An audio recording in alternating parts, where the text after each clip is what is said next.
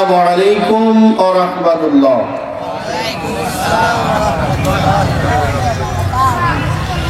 ভালো আছেন সবাই আপনারা? আলহামদুলিল্লাহ। আমি দেখলাম যতগুলো ভলেন্টিয়ার ব্যাচ লাগালেন, ঈশ্বরদী উপজেলায়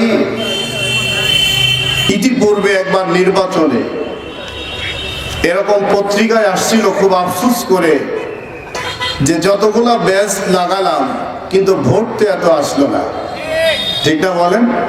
নাম নাই বললাম। তো যতগুলো ব্যাচ লাগানো বাহিনী, তাদের আব্বা যদি এখানে আসতো, প্যান্ডেলটা কি আসলে ভরতো না আরো জায়গা লাগতো? কি হতো বলেন? লাগতো না বলেন? লাগতো। যাই হোক, ভালো লাগছে আর কি যে ছোট্ট ছোট্ট ছেলেরা ব্যাচ লাগায় আনন্দ মুখরতি অবস্থায় মাহফিল হচ্ছে। এর একটা যে ভালোবাসা বুকের মধ্যে ধারণ করছে, আল্লাহ যেন এই প্রত্যেকটা যুবকদেরকে, ছোট্ট বাচ্চাদেরকে আল্লাহ কবুল করে আগামী দিনের জন্য বলেন আমিন।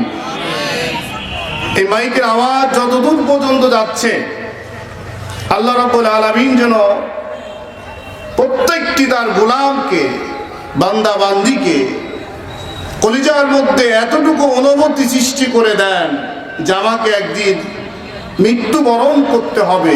এই চিন্তা চেতনা নিয়ে মাহফিল চলাকালীন এখানে এসে বসার জন্য আল্লাহ যেন কবুল করে, আমরা সবাই বলে আমিন। সম্মানিত উপস্থিতি, আমরা যারা এখানে আসতে পেরেছি, শত ব্যস্ততা শত ঝামেলা সেরে এই সুন্দর সামিয়ানা জান্নাতের বাগানে যে আল্লাহ রাব্বুল আলামিন আমাদেরকে ভালোবেসে দয়া করে কবুল করে এই কোরআনের স্পর্শে আসার বসার তৌফিক দান করলেন, ওই রব্বুল আলামিনের দরবারে অন্তরের অন্তঃস্থল থেকে শুকরিয়া আদায় করছি আলহামদুলিল্লাহ। লক্ষ কোটি দরুদ ও সালাম বর্ষিত হোক বিশ্ব মানবতার মুক্তির দিশারি, দোজাহানের বাদশাহ,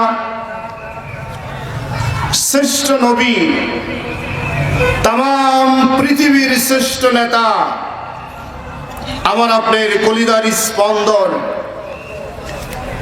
দুনিয়া এবং পরকালীন মুক্তির দিশারি বিশ্ব নবী জনাবে মুহাম্মদুর রাসূলুল্লাহ, আমরা সকলে বলি সাল্লাল্লাহু আলাইহি ওয়াসাল্লাম। সম্মানিত উপস্থিতি, সময় খুবই কম।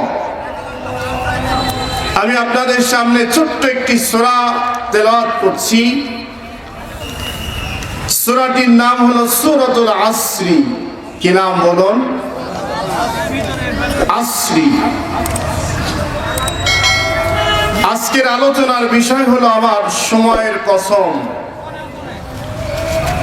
আমাদের সব সময় সবচাইতে বেশি যেই জিনিসটি সংকট, সমস্যা, এর নাম হলো সময়। এর নাম কি বলেন? সময়ের কাজ সময়ে যদি না করা যায়, ভারত চলে যাওয়ার পরেও সেই কাজ সাধনা পূর্ণ করা সম্ভব হবে না। কথা বলেন? ঠিক না বলেন? এই জন্য সময়ের কাজ সময়ে করতে হবে।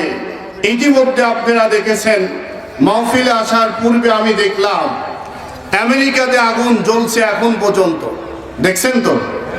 কথা বলেন ভাই। কম সময় কথা বেশি, আওয়াজ দিবেন যত, কথা বার হবে তত। আওয়াজ নেই, কথা হবে না।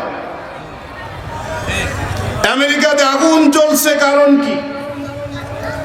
কারণ হলো সারা পৃথিবীর মাটিতে যেখানে যে অবস্থায় যা কিছুই হোক না কেন, আমেরিকা আঙ্গুল উঁচু করে বলে আমরা প্রতিনিধি পাঠাচ্ছি, একটা টিম গঠন করেছি, ওই টিমকে তদন্ত সাপেক্ষে তার রেজাল্ট দিবে। কথা বলেন ঠিক কিনা? তার মানে বলে সারা পৃথিবীর মোড়ল আমরাই, আমাদের উপরে আঙ্গুল উঁচা করে কথা কেউ বলবে না।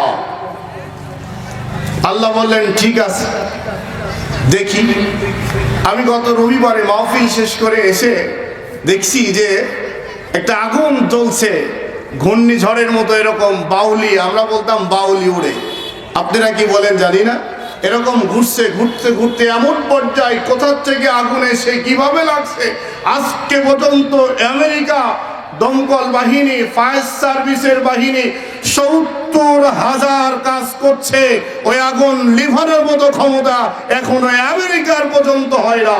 কথা বলেন ঠিক কিনা? বাংলার জমিনে কোরআন নিয়ে, আলেম ওলামাদের নিয়ে, ইসলাম নিয়ে এখন পর্যন্ত যারা পায়তারা করছে, আল্লাহ রাব্বুল আলামিন এমন আগুন জ্বালিয়ে দিবে, আগুন লিভানোর মতো গোটা পৃথিবীর ইহুদি নাসারা ষড়যন্ত্র করেও ওই আগুন লিভানোর সুযোগ পাবে না। কথা বলেন ঠিক কিনা?